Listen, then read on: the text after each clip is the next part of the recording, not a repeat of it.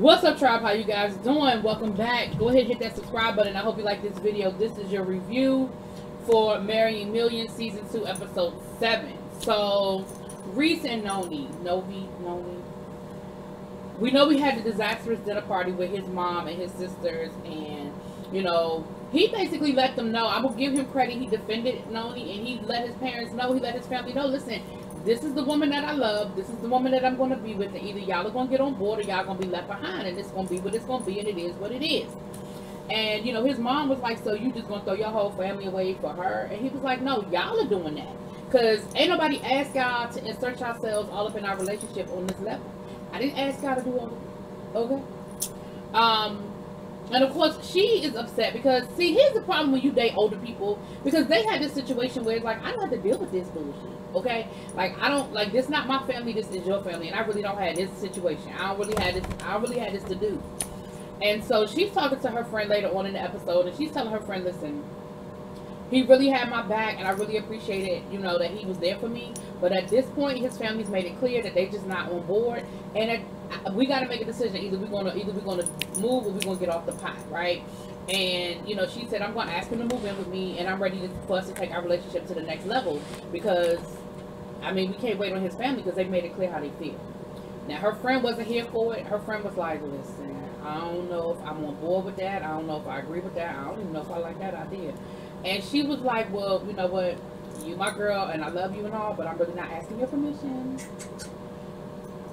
Okay, not really asking your permission. But it is what it is. You know, again, I'm gonna tell you the same thing. Either you riding with us or you not. And you know, her thing was, well, you my girl. I don't like it, you know, but I'm not gonna not be your friend because I feel like you're making a bad decision as when it comes to a guy or whatever. So later on in the episode, she rolls up on him and she's like, listen, what's up? It's me and you and me. Are we going to do this? I want you to move in. I want us to take our relationship to the next level. I think we're ready to elevate. And he was like,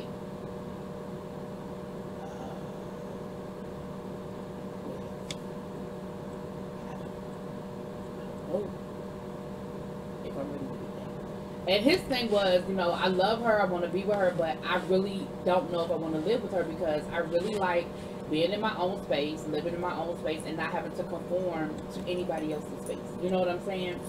And so I was just like, I feel where he's coming from, but I also understand where she's coming from. You know, her thing is, listen, we grown.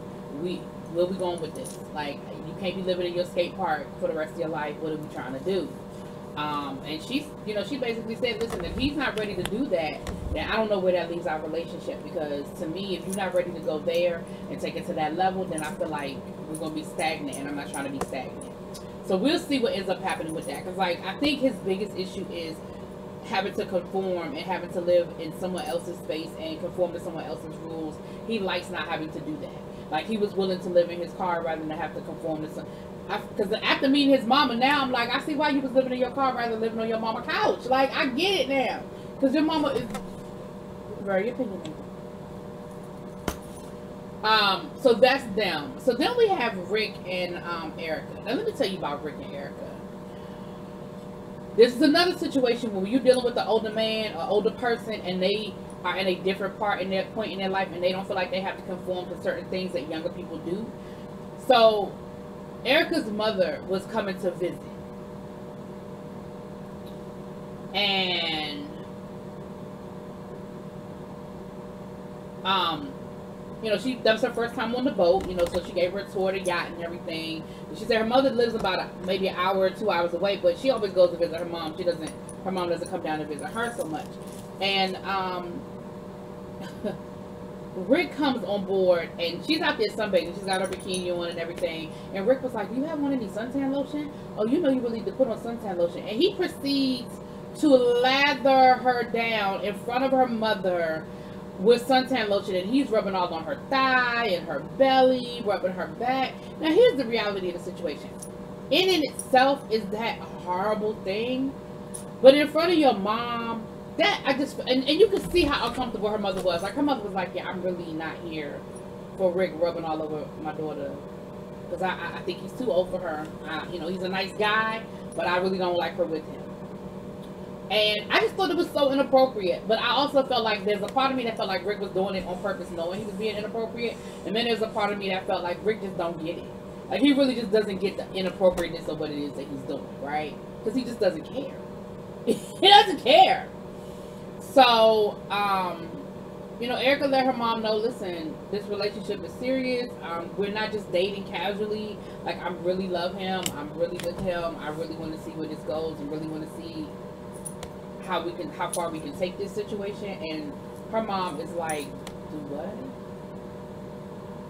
So then later on in the episode, we see Rick with his friends. And remember, his one friend does not like Erica at all. He thinks Erica is a whole gold digger, right? Erica is a whole gold digger as far as he's concerned. The other friend,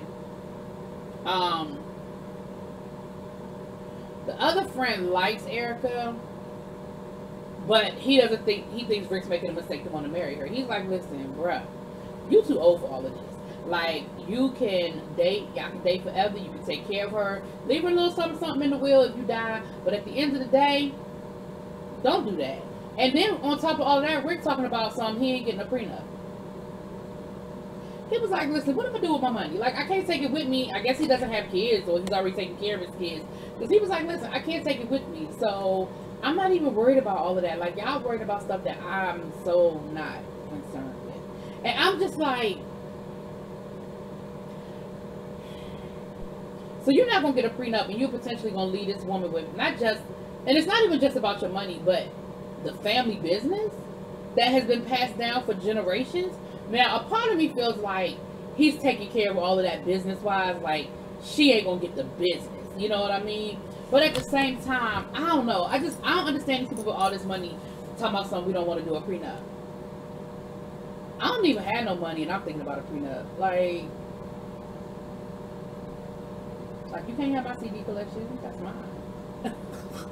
Anyway, so he ends up getting a ring, and he actually proposes to Erica later on in the episode. He actually proposes to her, and she says yes. And then she says, well, did you call my dad and, you know, basically get his permission? Rick was like, no.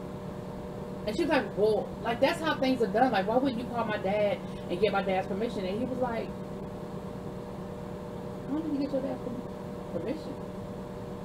Because I'm 69 years old. I don't need your dad's permission to do anything. And again, that goes back to the age difference. He doesn't see it because he doesn't care, because that's not his reality. He don't have to ask your dad for shit. You need your dad's approval. He don't need nothing from your dad. And so I just feel like, again, in that moment, I feel like, and Erica got really upset. She's like, I can't believe you didn't do that. This means a lot to me. You might not care, but I care. He was like, I know you care. Like, he was clear, like, I know you care. So, anyway, they engaged, and it was a big-ass rock, honey, but I don't know how her mama and daddy and grandmama gonna feel when they get this information. Bill and Bree. Listen, I feel like Bill and Bree, I don't know how the rest of the season, we almost at the end of season 2. I don't know how the next 3 episodes are going to go with Bill and Bree, but I feel like they have nothing left, and so now we are producing a whole situation. Because Bree goes to visit Bill at work, she's bringing him lunch, and he was like, okay, you don't never bring me lunch, what's up? And she's like, well, you know, there was a really bad, you know, shooting in my mom's neighborhood, and she's scared, I really don't want her living there, you know, can she come and live with us? And Bill was like, no. He was like, I tell you what, find her another apartment. And I feel like what Bill was saying was, I will pay rent for her to live in a really nice part of town, but I don't want her living in my zip code, okay? She can't live in my house. And Bree was like, well, I don't want that. She's going to be lonely. Because then he said, we can't put her up in a hotel. He was like, I'll pay for it, room service. Like, and she was like, no, she's going to be lonely. And I'm thinking to myself, ain't she lonely now? Like, you are already, okay, so when you mean she's going to be lonely, what are you saying? That she's going to be moving out of her neighborhood, so she's going to be lonely, she's not going to be around her friends? Well, moving into your house is going to, same situation. Is she going to be lonely because she's going to be living by herself? Well, who the hell does she live with now? Like, what does that mean, she's going to be lonely? Like, that doesn't make sense. But anyway, Bree, of course, talks Bill into it. Bill ain't here for it. He don't like it. He thinks it's a bad idea. From the gate. Her mama moves in, and not only does her mother move in, her mother moves in with 2 dogs. Who does that? Again, I feel like this whole scenario was produced to give them something, because none of it made sense to me. Then Her mom is in the house. Her mother is walking around half-ass naked in Bill's robe. Bill was like, is that my robe? She was like, oh, I guess so. He was like, yeah, it's got B for Bill. She was like, oh, I thought the B was for bitch, because, you know, I am a bitch. And I was like, come on, y'all, this is so ridiculous. Like, the only way she would have got his robe is if she went in there to get his robe. You know it's not your robe. You know it's your, it's either Bree or Bill's. Now, even if she had said, well, I thought it was Bree's robe, I would have given her that. Like, okay, Bree, Bill, whatever. She said, well, I'd rather you see, well, I know you don't want to see what I have on underneath it. Why are you walking around your daughter's house half-ass naked? Then her dogs are dropping poop all over the place. And Bill is like, okay, so your dog just dropped poop on my Persian rug. She gonna say, it doesn't matter. He can buy more. Girl, don't spend my money. Don't spend my money. I don't care how much of a millionaire, billionaire you think I am. Do not spend my money. I just thought it was ridiculous. The whole situation was ridiculous. And she was talking to Bill crazy, talking to him any old kind of way. Like, I just, like, when she was at dinner talking to him crazy, it was like, oh, okay, ha, ha, ha. But now, you're living in this man's house. He doing you a damn favor. And you wanting 2 dogs, plus you got an attitude, plus you disrespectful. Yeah, it didn't do nothing for me, because I was like, this is so ridiculous that it can't be a real scenario. Like, it's too ridiculous for this to be a real scenario, in my opinion. Then we have Kevin and Katie. Now, Katie convinces Kevin to go out to dinner with her best friend and her boyfriend. So they're going to do like a little double date. She says, you know, Kevin has been really making a lot of effort lately, and I really want him to just be my friends and this, that, and the other. So they go out to... So first she's upset because he's not dressed the way she wants him to be dressed. And Kevin was like, what are you talking about? I got on jeans and a t-shirt. Like, we're going to dinner. Like, what's the big deal? And she was like, well, I mean, you act like you just don't even care. You act like... And he was like, I don't. I'm going for you. And I think people need to understand that more. Like, when people are doing stuff for you versus doing stuff they want to do. Like, he's doing it for you because he loves you. He really doesn't care about meeting your friends, getting along with your friends, or your friends liking him. And he told you that. He said, I don't care if they like me or not. He said, I really don't care what people think about me. And, you know, generally speaking, the more money you have, the less you do have to care about what people think about you. But it's like, I really don't care. So anyway, she was like, well, I don't think you care. This is important to me. You just acting like it's not a big deal. And I'm like, but he's going. Oh, shoot. Sorry, y'all. I think the sound was messed up. I hope I got it fixed. I'm sorry. But he doesn't care. So they end up going out to dinner. And her friend is so rude. Again, I feel like this is another scene that I feel like was overproduced, because we know the friend doesn't like him. That's fine. And I can understand the friend having a little bit of an attitude with him. That's fine. But the way she was coming at him, again, disrespectful, unnecessary. And Katie, you were wrong, because you were supposed to have your man's back and you were supposed to check your friend.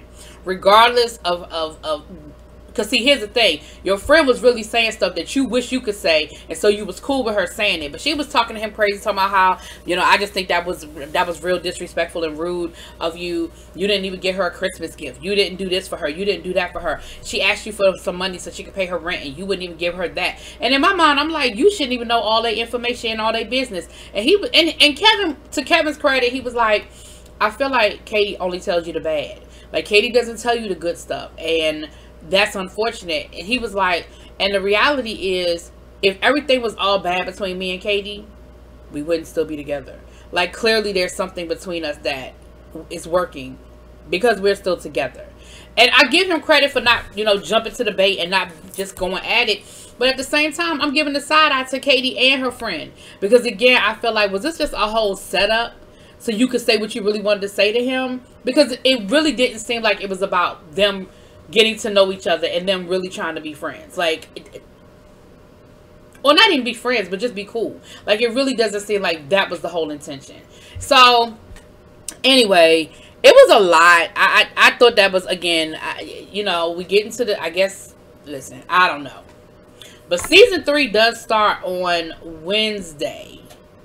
And we're going to be here. Hopefully, I'm going to be done with season 2 by Wednesday. We have 3 more episodes. I'll be done by Wednesday. And we'll be boom, boom, boom. Right on track. Block them. All right. Y'all let me know what y'all thinking. Talk to y'all later. Peace.